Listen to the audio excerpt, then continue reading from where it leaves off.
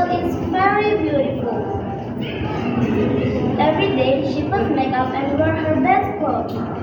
But she doesn't like to help her mother work in a farm. The girl is very lazy. One day, the mother asked the girl to accompany her to go to the market to buy some food. At first, the girl refused, but the mother persuaded her to by saying to buy new clothes.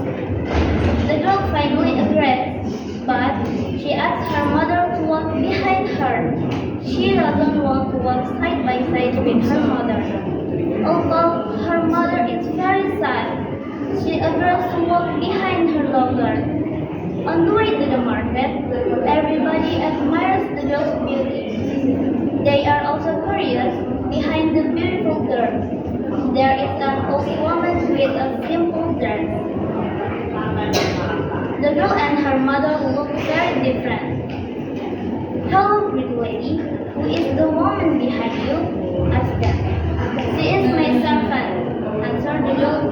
The mother is very sad, but she doesn't say anything. The girl and the mother meet other people. Hello, beauty. Who is the woman behind you? Asked them again.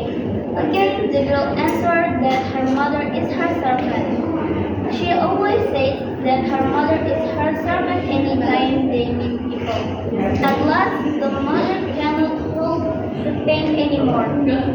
She prays to God to punish her daughter. God answered her prayer. Slowly, the girl's life turns into stone. The process continues to the upper part of the girl's body. The girl is very panicky. Mother, please forgive me. She cries and asks her mother to forgive her, but it's too late. Her whole body finally becomes a big stone. Until now, people still can see her falling down the stone. People then call it the crying stone, or Indonesian means batu menangis. That's all for me. Thank you for your attention. Wabillahi taufiq wal hidayah. Wassalamualaikum warahmatullahi wabarakatuh.